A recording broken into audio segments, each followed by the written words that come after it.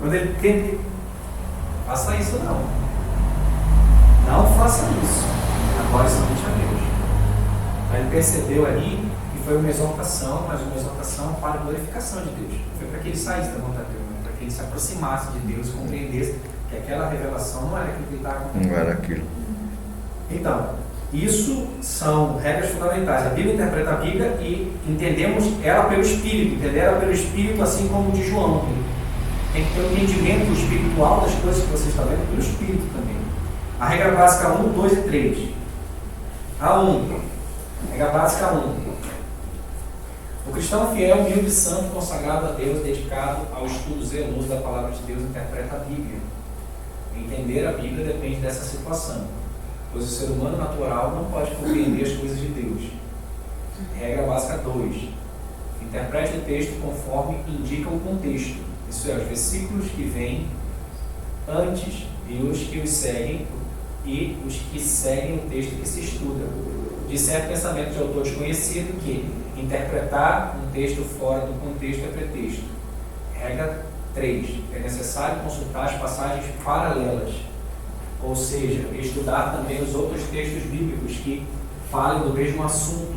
Nenhum assunto doutrinário da Bíblia é isolado, mas todos têm apoio em várias outras passagens. Logo, investigar essas passagens paralelas é indispensável. Natural. Mas ele, para interpretar a palavra, não pode ser somente ler um versículo isolado, né? Anterior e posterior, no caso, né? Ou alguns outros que faz parte daquele versículo também, né? Então, essas regras básicas, exatamente. Exatamente. E aí tem uma expressão chamada perícope. Uma expressão perícope. Perícope basicamente é você entender o texto, início, meio e fim. Eu vou ler aquele texto e eu vou conseguir perceber o que é o início, meio e fim. E aí, como é que vai ser isso? Isso eu preciso ter não só um conhecimento de língua portuguesa, mas entender o que está se falando no texto ali. Como é que você vai fazer sozinho? Você que vai conseguir entender aonde o texto começa e onde ele termina. Então, isso é uma técnica difícil, mas é para que você consiga compreender se aquela história parou, se aquela história continua, porque os irmãos sabem, ou se não sabem, nós vamos saber hoje que a chamada epígrafe não faz parte do texto original. Epígrafe não faz parte do texto original. O que é epígrafe? Se os irmãos pegarem a Bíblia, em Mateus, por exemplo, se os irmãos pegarem a Bíblia em Mateus 4, vou dar um exemplo aqui para a gente entender bem direitinho. Mateus capítulo 4, no versículo 1, na minha versão, tem um textinho lá em cima em negrito. Na dos irmãos também deve ter, Mateus 4, 1. Vou pegar um texto, que esse texto é muito conhecido. Então, Mateus 4, 1. Lá em cima do texto, do 4, 1, tem alguma coisa escrita. Na minha tá, a tentação de Jesus por Satanás. As 3 fases da tentação de Jesus.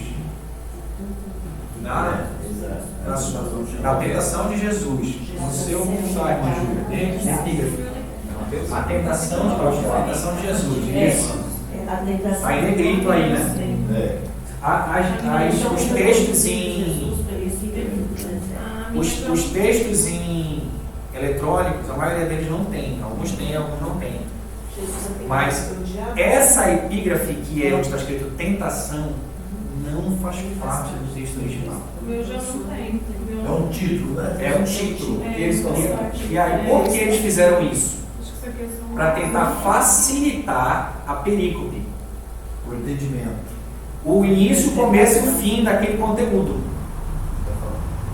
Para que a pessoa soubesse mais ou menos. Tem uma parábola que é dos 10 talentos. Alguém lembra de dar esse texto? Dos 10 talentos. Deixa eu ver.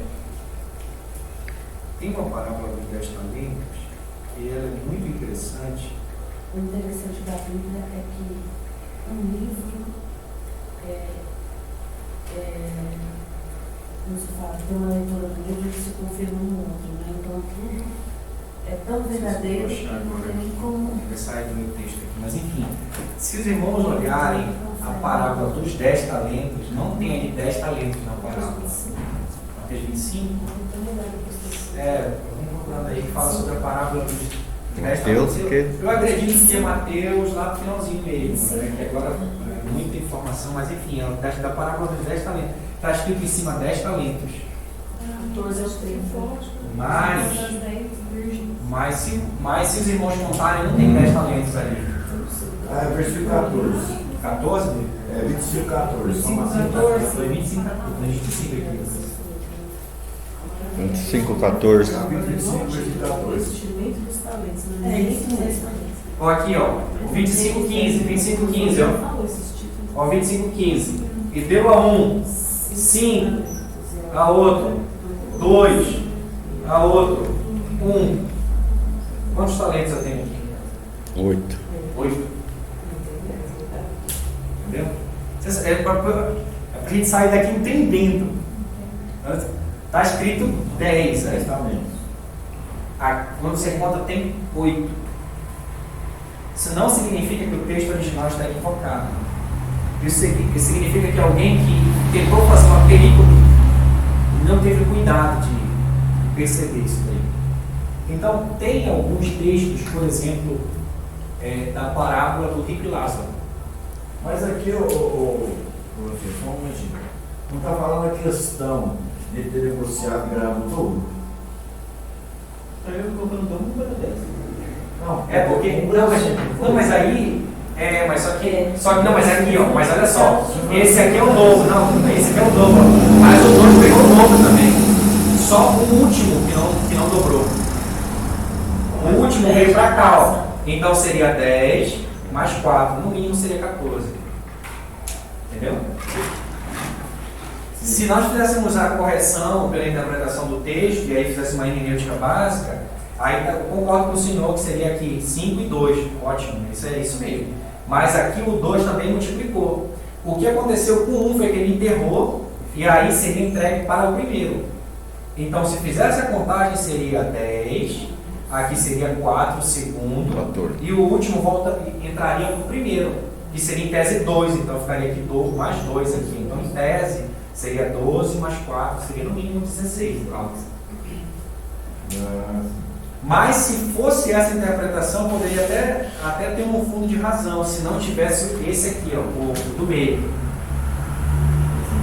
Porque no do meio também houve uma explicação. Só o último. Mateus 25, 14. Aqui no também está falando das parábolas. Tá. Como é que está escrito aí na Bíblia? Servos. Os 10 servos. Mais aí. Já é outra coisa. Já é outra coisa. É assim, no versículo 14. No 14 é 25, né? 14. É o 25 que a gente está lendo? É, capítulo 25, São Mateus. 25. Mateus 25. Não, assim tem alguns que estão certos, irmã Júlia. Tem alguns que estão certos. Quando fala 10, tem 10 mesmo. Nesse especificamente eu queria trazer esse porque é para mostrar, não é que todos estão errados. Mas não, eu não vou mandar mais nada porque está tudo aí bagunçado. Não, tem alguns que tem essa dificuldade, como no caso da parábola do rico e Lázaro. Do rico e Lázaro diz parábola, mas a maioria dos estudiosos, inclusive eu, quando comecei a estudar, eu já achava estranho esse negócio de parábola. Mas está escrito em cima, parábola, aquele epígrafe. Só que a maioria dos estudiosos, aí eu vou dizer assim, a esmagadora, essa daí assim até o das trevas, o que bagunçado da escritura, entendem que não é uma parábola, é uma história. Por que uma história? Porque numa parábola eles não citam nomes. Lá está citando nomes, lá está citando Abraão, lá está citando fatos. No mundo espiritual, tem muito detalhe ali que está sendo contado. Então, como citou nomes, não tem parábolas que citam nomes. É uma pessoa, é um trabalhador, pessoas que pegaram 5 talentos, não tem nome, essa pessoa não aparece. Mas aqui foi citado nomes, então dá uma ideia de uma intensidade muito profunda, um contato muito grande. Isso para provar que a epígrafe não faz parte do texto original. Então, no caso da irmã. Maria, acho que eu ia Maria. Essa é mais fácil de tanto. Da irmã Maria já não consta. Então, por quê? Porque já estão fazendo uma análise um pouco melhor e já estão retirando a epígrafe. Não estão mais considerando. Eu não me lembro se eu respondi uma A pergunta que eu epígrafe fizer. acho que ajuda na interpretação até, né? Ajuda, porque a ideia da perícope. Porque, entendeu? Eu não concordo com a retirada dela, acho que auxilia. No caso, é assim, ó, é igual ao hebraico. No hebraico tem as letras, tem as consoantes, né? Tem as consoantes no hebraico. E as vogais, elas existem, são os pontinhos e tal. Depois, enfim, na aula de hebraico tem um negócio de uns pontos assim, ó, que são as letras, são as vogais. Tipo assim, isso aqui é A, tem o A, o I é um pontinho em cima, enfim. Então são pontos. Mas, quando já está no nível muito alto de instrução, os doutores, para as pessoas que estão lá em cima, lá, rabinos, eles não usam mais isso aqui, ó, só fica as consoantes. Tem textos hoje em Israel que, apesar de existir pelos textos maçoréticos as vogais, não contém. Não contém mais, porque o nível deles de capacidade de entendimento do hebraico já está tão grande que eles nem precisam mais das vogais. Eu concordo com a senhora, quando a pessoa está no nível médio, intermediário, e alguns até avançados, eles acham melhor mesmo para encontrar o texto. É mais fácil para encontrar o texto. Mas nesse caso, por exemplo, os rabinos, eles não usam mais. Então aí nessa parte, se nós pensarmos que tem uma quantidade menor de doutores na igreja, e a maioria das pessoas gosta da perícope, eu acredito que fica melhor deixar a epígrafe, para facilitar um pouco o grau de instrução. Eu concordo também nessa questão. Uma redação grande, hein? Na questão mais popular. Então, as regras básicas, né? Básica 1, básica 2, básica 3. Básica 1, aqui que nós lemos, é interpretação do ser humano natural não pode compreender as coisas do espírito. Regra básica 2, nós temos que entender o contexto. Coloquei ali palavras que definem praticamente o que nós falamos aqui na regra básica, ali, nas 3 palavrinhas ali. Homem natural, contexto e textos paralelos. Os textos paralelos também são importantes, principalmente no Novo Testamento. Porque o Novo Testamento, ele se reporta a muito conteúdo do Antigo. E nós temos que ter um cuidado na interpretação. Por exemplo, o texto de Atos dos Apóstolos 2. Atos dos Apóstolos 2. Pedro, quando ele vai pregar,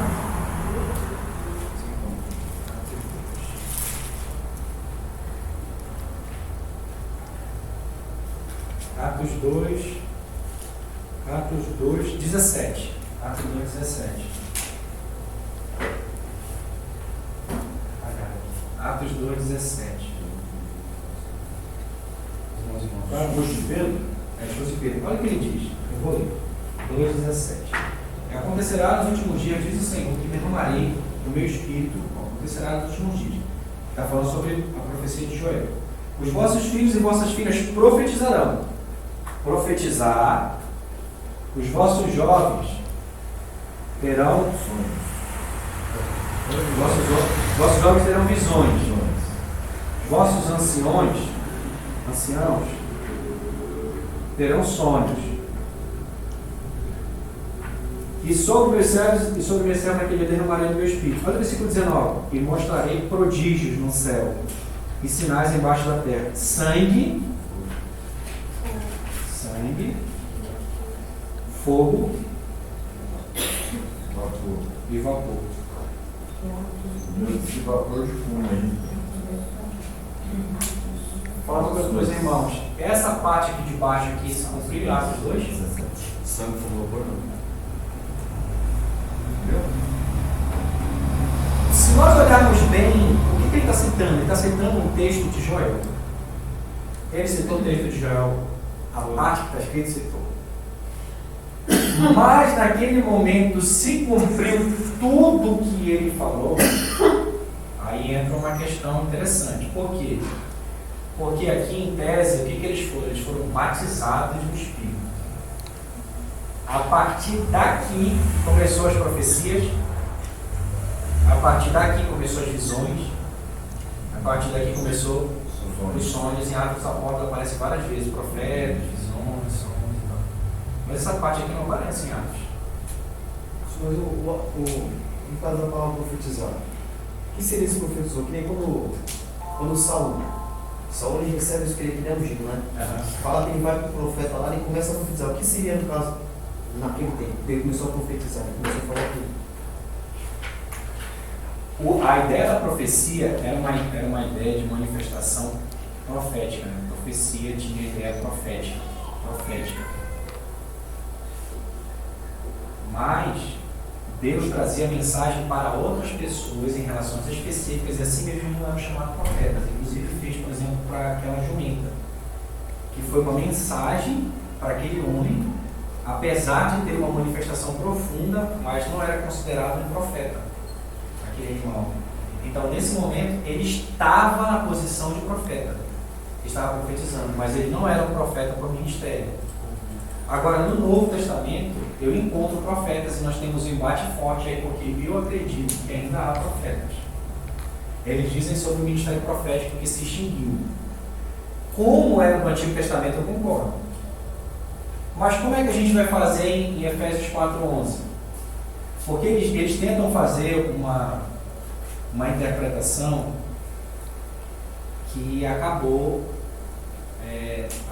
o ministério profético. E aí tudo bem, não acabou o ministério profético, então acabou o ministério sacerdotal, mas não quer dizer que não tenha pastor. O sacerdote era como se fosse um pastor hoje. Então acabou o sacerdote, mas tem pastor.